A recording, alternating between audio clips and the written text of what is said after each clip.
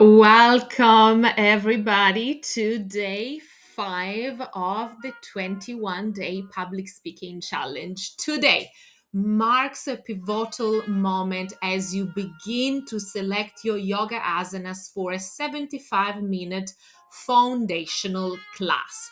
What does it mean to build a foundational class? Well, building a foundational class means creating a core structure or sequence that serves as essential basis for future development, explorations, and variations.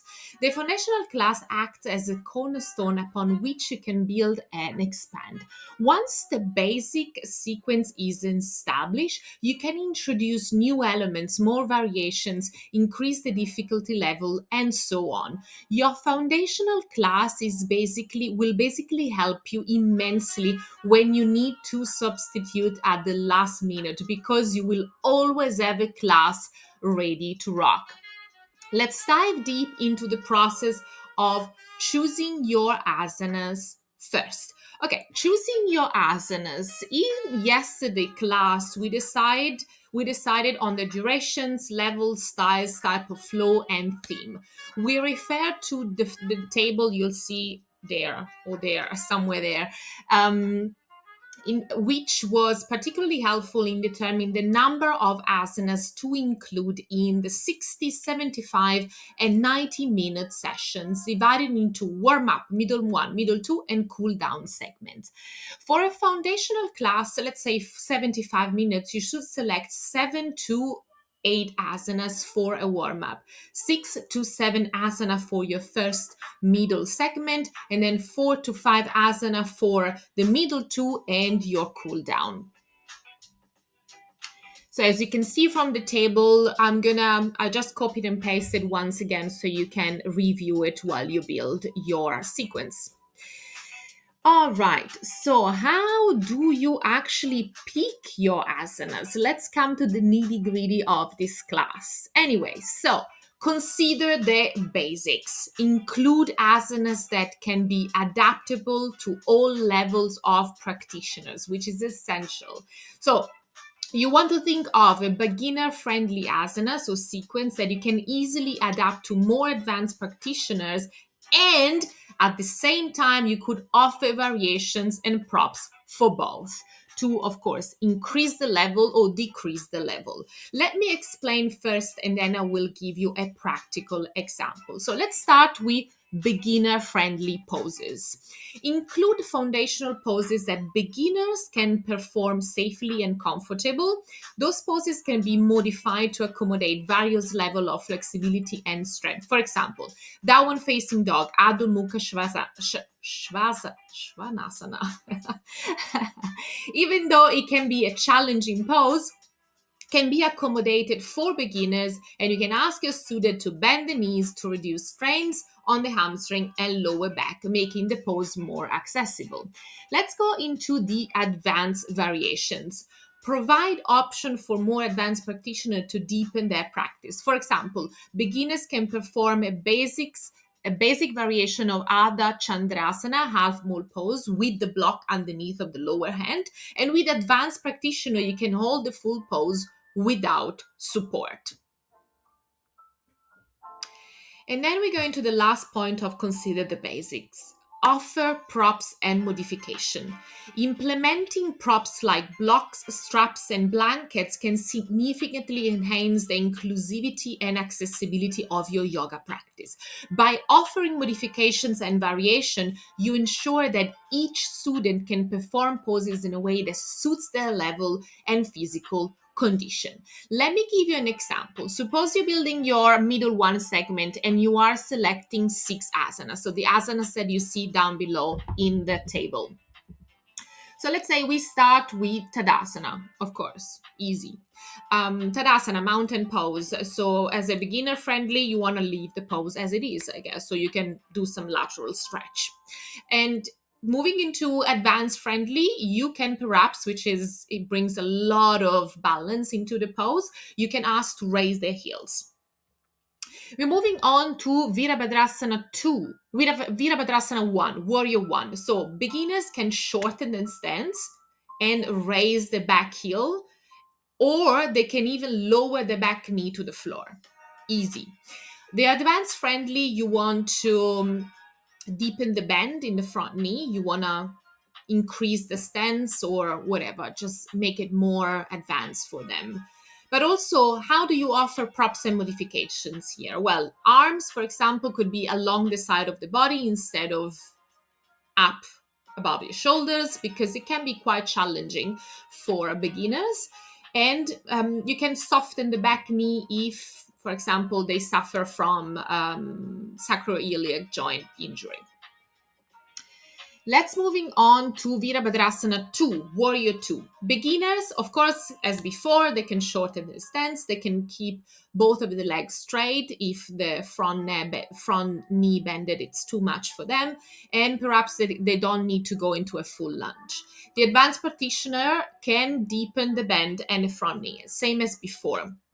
And how do you make it more accessible to all? Well, you can perhaps suggest for them to place their hands on the hips or in namaste in front of the chest. Utthita Parsvakonasana, revolve side angle pose. Well, for beginners, you can simply ask to back the knee down on the floor. So you can ask them to lower down the knee on the floor, or you can look forward instead of upward. This can create a lot of strain on the neck. So you can simply ask them to look forward. For advanced practitioners, you can deepen the bend and you can deepen, of course, the lunge.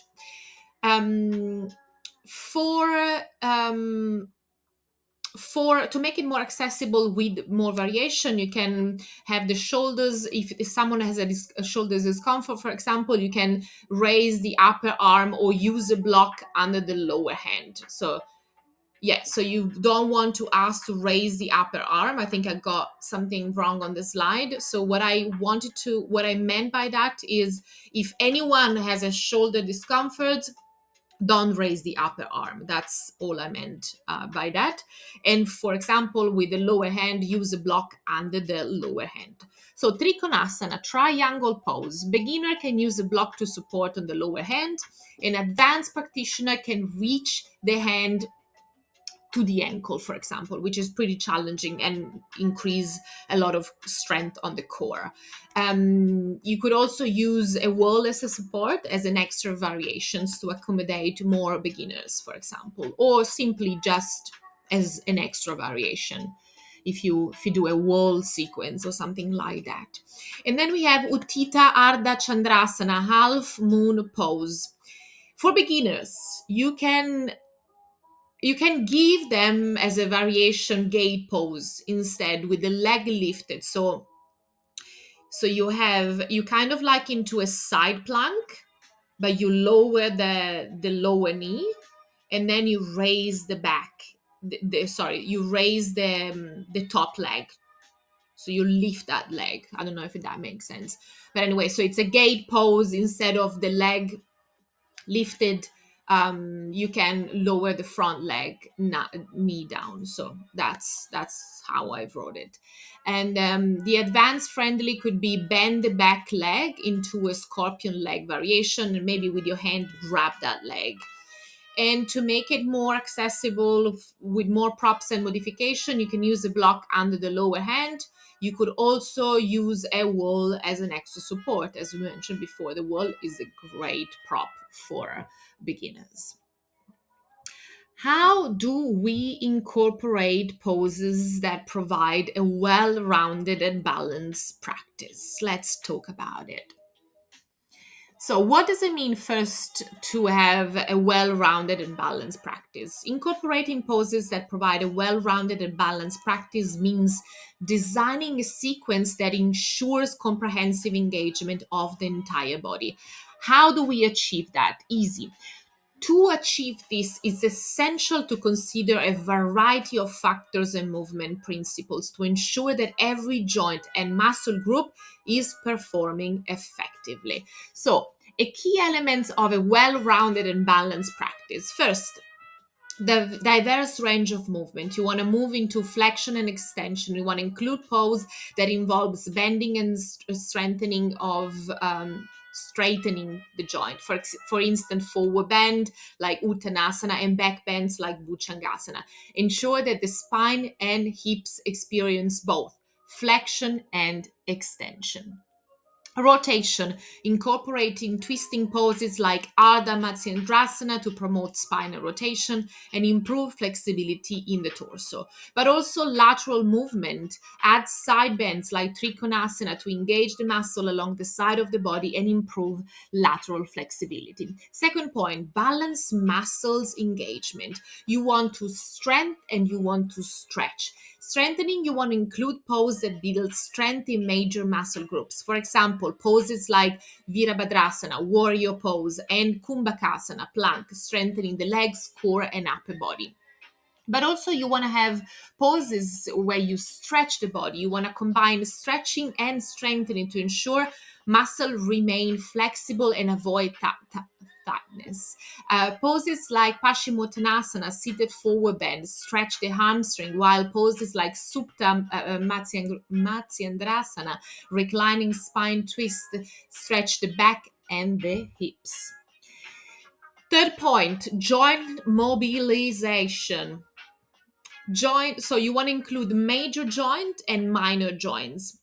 With major joints, you want to ensure movements that engage the major joints, including the shoulders, hips, knees, and ankles. Poses like Adho Mukha Svanasana, downward facing dog, work on shoulders and hips mobility. Minor joints, don't neglect the smaller joints such as the wrist, fingers, and toes. Incorporate poses like Urdhva Stasana, upward salute, and you want to stretch the entire body up. You want to include some wrist mobility, and you want to include poses like Padangustasana, big toe pose for toe flexibility as well. Body symmetry, that's a great point. Let's moving on. So a body symmetry, you want to have balance and alignment, and you want to also have counter poses. What does it mean? Well, balance and alignment, you want to incorporate poses that promote balance and proper alignment on both sides of the body, ensuring that each side of the body is equally worked to avoid imbalances. Standing poses like Vrikshasana and balancing poses like Garudasana help in achieving this symmetry. Counter poses. Use counter poses to balance the body after holding a posture, after holding an asanas. For example, after a deep back bend like Urdhva Dhanurasana, upward bow pose, follow up with a gentle forward bend like Balasana. But I also like to give a neutral spine for a couple of minutes before moving into those two poses. Mindful integration, super important. You want to have breath awareness and you want to have mindfulness and relaxation. What does it mean? Well, with breath awareness, you can integrate breath awareness with movement to enhance the connection between the mind and the body. But you also want to implement pranayama techniques, which should be a great help to regulate breath and energy flow. Also, mindfulness and relaxation. And with relaxation pose like Shavasana to absorb, to integrate, to digest whatever has been happening in the yoga sequence, to allow the body and mind to integrate the benefit of the practice and to promote the overall well being. In summary, a well-rounded and balanced practice ensures that students experience a full range of movements, engaging all the major and minor joints, muscle groups, promotes joint mobility, and maintain body symmetry and balance. So everything is important to have your balanced asana sequence. Focus on alignment. Prioritize poses that help build a strong alignment foundation for advanced poses. For example, Bhujangasana, cobra pose, is a perfect strong alignment foundation pose to understand further back bends like Urdhva Mukha Svanasana. Today I have a hard time to say Svanasana. Upward facing dog pose. Harmonic flow. Ensure a logical progression and create a flow that seamlessly transitions from one pose to the next with fluidity and harmony. Include also standing pose. Point number 5. Select standing poses that encourage strength, stability, and connection to the earth, like Parsvottanasana, pyramid pose, where both feet are nice and grounded. Include also balanced with inversion. Also include poses to promote balance, such as Garundasana, eagle pose, where you balance on one foot. All right. Was it? Yeah, it was there. Sorry. And then you have point number 5, balance with inversion. Add inversion to cultivate balance and fresh perspective. Opt for beginner-friendly inversion suitable for a foundational class like Savangasana, Rabbit Pose, or Viparita Karani, Fountain of Youth. If your class is designed for beginners, instead of inversion, consider including easy arm balances to encourage a sense of strength, or back bends to create a sense of expansion that helps to open the heart or the chest. Point number 6, integrate seated poses. In this class segment, choose poses that promote mindfulness and inner awareness. Consider a mix of forward bend for introspection and surrender, hip opening to release stored emotions, and spinal twist for flexibility and introspection. Mindful Shavasana, the end of the class. Reserve time for a mindful and rejuvenating Shavasana at the end. It's so important to give at least 5 minutes to a complete surrendering. We're just pacing too much in our lives, so it's good to give your student a nice relaxing time where they can just focus on the breath, where they can just let go of everything.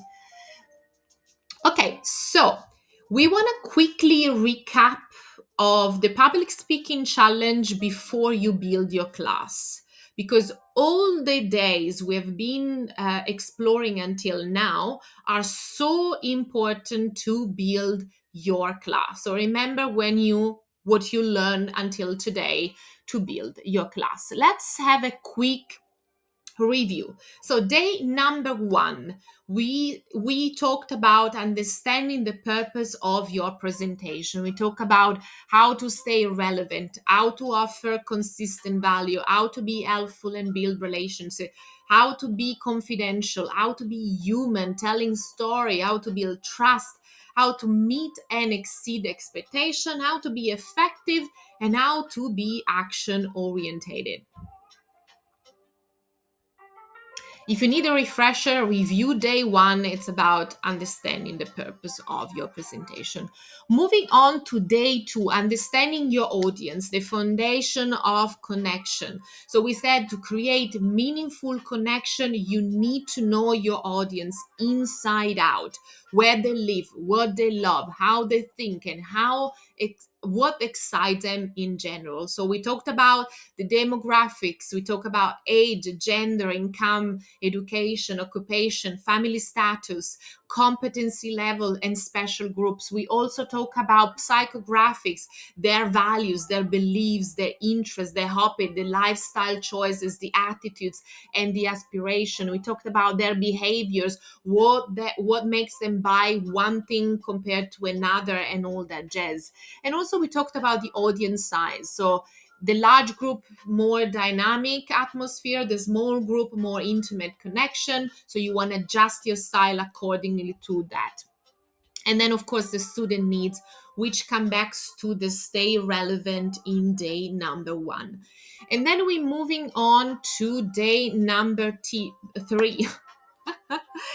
So attend with intent. What does it mean? You want to join online and offline classes. You want to observe teaching styles, cues, and personal insights and reflect on what resonates with you.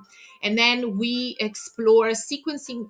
Point number two, we explore sequencing idea. Find creative ways to structure your sequence. Notice how other teachers engage and articulate their instructions. And then you want to take notes during or after the class. Just note down key observation, adjustment, props, benefit, contraindication, techniques, and common misalignments.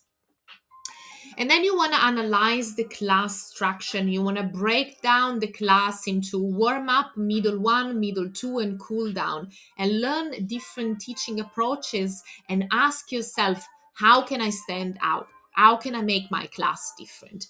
And then the other point was continuous learning.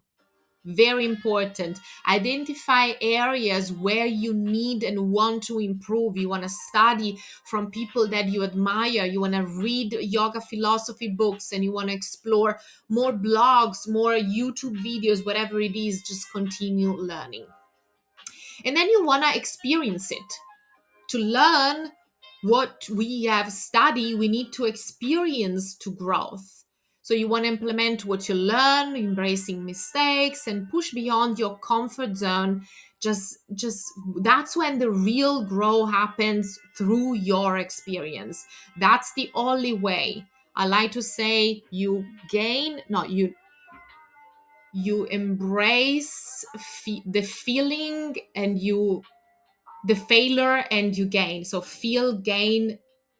Sorry, I just got blank. Feel, gain.